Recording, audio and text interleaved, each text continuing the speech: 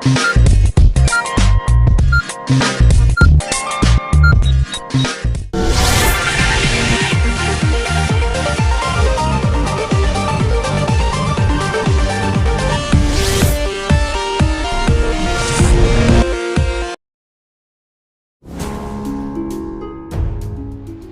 आपने नामांकन किया, नामांकन को लेकर के चाहेंगे कि आप हमें जानकारी दे दें। नमस्कार, मैं शशि शर्मा निवर्तमान वार्ड पार्षद वार्ड संख्या 21 से मैंने 16 तारीख को अपना नामांकन पत्र दाखिल किया है। वार्ड संख्या 21 से भावी प्रत्याशी हूँ और साथ ही उपाध्यक्ष के लिए पूरे दानापुर से मैं भावी प्रत्याशी हूँ। समस्त दानापुर वासियों को मैं प्रणाम करती हूँ। सभी वरिष्ठ लोगों को, नागरिकों को, सामान्य जनता को मेरा प्रणाम है। सभी छोटों को शुभाशीष। किन किन मुद्दों के साथ इस बार आप उपाध्यक्ष पद चुनाव को लेकर के आ रही हैं? उपाध्यक्ष पद के लिए मेरा मुद्दा रहेगा, जैसे कि अभी तक अपने क्षेत्र में मैं पूरे 5 साल समय दी हूँ और एक वार्ड पार्षद होते हुए भी मैं अपने क्षेत्र के लिए उससे कई अधिक गुना ज़्यादा काम की हूँ, जो एक वार्ड पार्षद के रहते भर में संभव नहीं है। मैं उसके लिए प्रयास की हूँ, मैं पूरे दानापुर वासियों के लिए मैं प्रयास की हूँ। तो मेरा मुख्य मुद्दा है सबसे पहले जल निकासी का, जल जमाव का। पहले से भी मैं इस पे काम कर रही थी। बड़े बड़े नाला को यहाँ बनना चाहिए, क्योंकि यहाँ का ड्रेनेज सिस्टम बिल्कुल भी ख़राब है। नाला उड़ाही होता है या कुछ भी होता है, लेकिन कारगर नहीं है, क्योंकि यहाँ नाला नहीं है। अनप्लान्ड दानापुर बस गया है, बड़ा बड़ा नाला है नहीं यहाँ पर। तो इसको सबसे पहला काम हमारा यही रहेगा कि बड़े बड़े लोगों से, नेताओं से मिलकर, हमारे जो विधायक हैं, सांसद हैं और नगर विकास मंत्री हैं, नगर विकास आयुक्त हैं, पदाधिकारी हैं, वरीय पदाधिकारी, उन लोगों के साथ मिलकर हम बात रखेंगे अपनी और बताएंगे कि किस प्रकार से अनप्लान्ड दानापुर बसाया गया है। और ये जब ये बसाया गया है तो इसमें ड्रेनेज सिस्टम का बिल्कुल भी सिस्टम ख़राब है। तो इसको अच्छे से जांच करके बसाया जाए, अच्छे से जल निकासी सुव्यवस्थित हो कि घरों में पानी नहीं जाए। जो क्षेत्र ज़्यादा अनडेवलप्ड है उसको डेवलप किया जाए। सरकार द्वारा 7 निश्चय योजना कब से चलाई जा रही है, जिसमें सड़क नली गली पक्कीकरण हो गया, बिजली विभाग का हो गया, नल जल हो गया,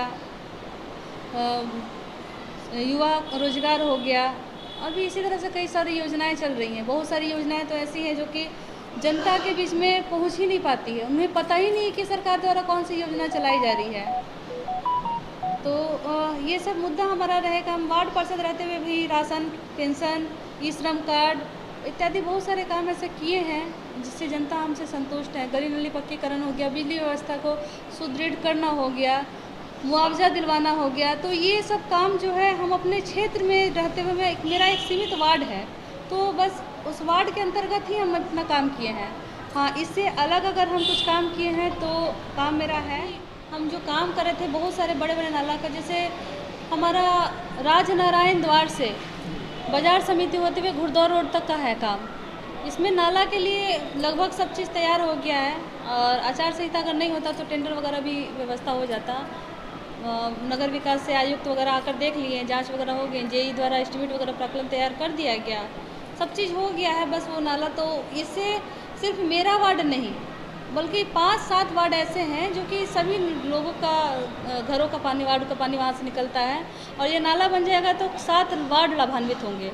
उसके अलावा राम जानकी मंदिर से लेकर मुख्य गोला रोड तक बड़ा बड़ा नाला का, ये सब जो हमारे क्षेत्र के अंतर्गत आते हैं, तो हमने ये प्रयास किया है कि ये हो जाए।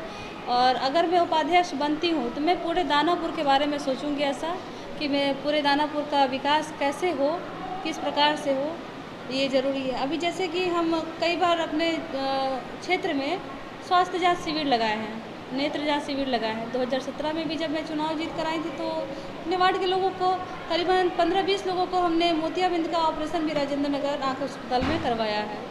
सब लोग स्वस्थ हैं, अच्छा है, सब अच्छे से हो गया। बाद में भी कई बार ऐसा किए, स्वास्थ्य शिविर भी लगवाए, निःशुल्क दवा वितरण भी किए।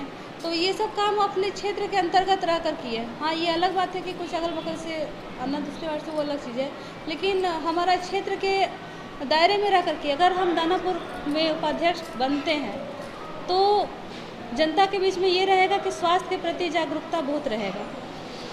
जिस प्रकार से शिविर के माध्यम से या किसी भी प्रकार से माध्यम से है, स्वास्थ्य के प्रति जागरूकता रहेगा। और साथ ही हम दानापुर अनुमंडल अस्पताल में जो कि हमारे क्षेत्र के अंतर्गत से ज़्यादा आता है, वहाँ पर अनुमंडल अस्पताल में हम मोतियाबिंद का निःशुल्क ऑपरेशन इलाज के लिए हम बात किए हैं, विभाग में बात किए बड़े पदाधिकारी से, और समर्थन तो उनका मिला है। और कोशिश है कि मोतियाबिंद फ्री बनाया जाए पूरे देश को, मोतियाबिंद मुक्त, पोलियो मुक्त अभियान जैसे चलाया गया वैसे मोतियाबिंद मुक्त अभियान यहाँ भी शुरुआत किया जाए। दानापुर में ही चाहते हैं कि इसका शुरुआत कर दिया जाए, तो इसका हमने सारा प्रोसेस कर दिया है। देखिए, कोशिश हमारा हो सकता है कि बहुत जल्द कामयाब भी हो जाए। चुनाव को लेकर के दानापुर की जनता से आप क्या कहना चाहेंगे? चुनाव को लेकर के दानापुर की जनता से कहना चाहेंगे कि हमारा सोच विकासशील है और विकास की ओर बढ़ावा देना चाहिए, क्योंकि हम क्षेत्र में रहकर जब अपना पूरा का पूरा समय जनता को दे सकते हैं, विकास कर सकते हैं, खुद से आगे आकर कर सकते हैं, तो चाहेंगे कि लोग भी भरोसा करें और ऐसे प्रत्याशी को मौका दें कि जो आपके बीच रह सके, आपके बीच, लोगों के बीच में, मंत्रियों के बीच में अपनी बात को रख सके, सदन में बात को रख सके, कभी किसी के बीच में बेझिझक बोलने की हिम्मत रख सके। कोई पदाधिकारी आए, कोई आईजी, डीआईजी, किसी भी तरह का हो, बेझिझक अपनी बात को रख सके, आपके मुद्दों को रख सके। ये चुनाव करना जनता का काम है।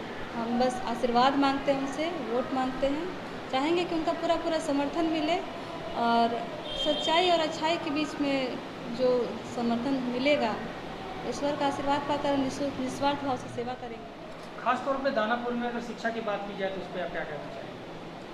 दानापुर में शिक्षा की व्यवस्था सुदृढ़ नहीं है। सरकारी स्कूल में तो लोग मतलब भेज देते हैं कि मध्याह्न भोजन वहाँ मिलना है तो बस भेज देना है। प्राइवेट स्कूल में है कि सब कुछ ठीक है, लेकिन संस्कार की कमी है, स्किल डेवलपमेंट की कमी है। तो चाहेंगे कि वहाँ मिलकर प्रिंसिपल से, अध्यापक से, शिक्षकों से मिलकर लोगों में ये बताएं, उन्हें बताएं कि अपने बच्चों को संस्कार भी दें, क्योंकि ये जानना बहुत ज़्यादा ज़रूरी है कि एक लड़का और लड़की के बीच में भाई बहन का रिश्ता के अलावा एक दोस्ती का रिश्ता भी होता है, और जो कि मतलब बहुत अच्छा रिश्ता होता है। कुछ गलत नज़रिया से नहीं देखना चाहिए आजकल, क्योंकि हर जगह देख रहे हैं कि इस तरह का अलग अलग तरीके से हो रहा है। कोई मतलब स्माइक पीकर बाहर में जा रहे हैं, माँ बाप को खुद नहीं पता रहता है, हमें भी खुद नहीं पता रहता है कि हमारे बच्चे किस दिशा में जा रहे हैं, नहीं जा रहे हैं। तो वो ज़रूरी नहीं है कि हर चीज़ माँ बाप ही बताएं, माता पिता बताएं, वो स्कूल में संस्कार देने की भी आवश्यकता है।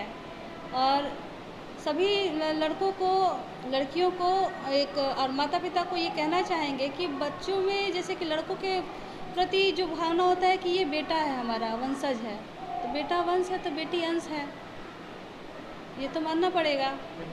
बेटा बेटी में समानता का भाव, लैंगिक असमानता जो है वो सब खत्म करना पड़ेगा।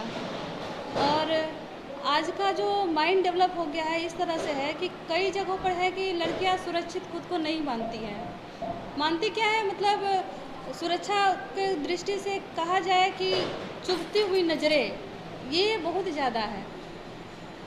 बराबर घटना होते रहती है, देखते हैं, हम भी देखते हैं, खुद अनसेफ फील होता है कि बच्चियां जा रहे हैं, किस प्रकार से हैं, किससे हैं, नहीं है। तो लोगों को बस एक यही चीज़ कहना चाहेंगे कि एक नज़रिया अच्छा रखना चाहिए। नज़रिया में मैं थोड़ा कहना चाहूँगी, बच्चियों सभी से मैं कहना चाहूँगी, नहीं अपमान करना है, तुम्हें सम्मान करना है, रिश्तों की इबादत का कोई प्रतिमान रखना है, नहीं जचती तुम्हारे कद पे ये बातें, जरा सुन लो, तुम्हें तो कृष्ण बनकर द्रौपदी का मान रखना है। कृष्ण और द्रौपदी का रिश्ता दोस्ती का रिश्ता था और बहुत ही सुंदर रिश्ता था, और हमारे समाज में, हमारे देश में इस रिश्ते को आज भी बहुत महत्वपूर्ण माना जाता है। तो चाहेंगे कि एक अलग नज़रिया इस पर भी डाला जाए, समझाया जाए लोगों में कि ज़रूरी है कि एक रिश्ता कैसा होता है, लड़का लड़की में केवल गलत रिश्ता, बदलाव, परिवर्तन बहुत ज़रूरी है। और लड़कियों को संस्कार दिया जाता है तो लड़कों को भी संस्कार दिया जाए कि अगर लड़कियां कुछ गलत नहीं करती हैं तो लड़कों को भी गलत करने का कोई राइट नहीं बनता है। सरकार के द्वारा जो फैसला लिया गया है कि ये सीट महिला को आरक्षित दिया जाए, आरक्षित सीट किया जाए महिलाओं को आरक्षण के लिए, तो मुझे याद आता है वो 1857 की झांसी की रानी का, और कहना चाहूँगी कि इसमें सरकार के इस फैसले को नतमस्तक प्रणाम करती हूँ, अभिनंदन वंदन करती हूँ कि महिलाओं को आगे बढ़ने के लिए वो 1857 कुछ याद दिला रहे हैं। कहना है, लड़ी थी डट के गोरों से कहानी याद आती है, जो सोलों पर चली थी वो जवानी याद आती है, मुझे जब देश की बेटियां दिखती है वर्दी में, मुझे उस समय वो झांसी की रानी याद आती है। तो सरकार के मैं इस फैसले को हार्दिक अभिनंदन करती हूँ और लड़कियाँ महिलाएं हर क्षेत्र में आगे हैं, कभी किसी क्षेत्र में पीछे नहीं है। आरक्षण देकर भी बढ़ाया जा रहा है, लेकिन प्रतिभा को निखारने का एक मौका भी दिया जा रहा है और इसके लिए बहुत बहुत धन्यवाद।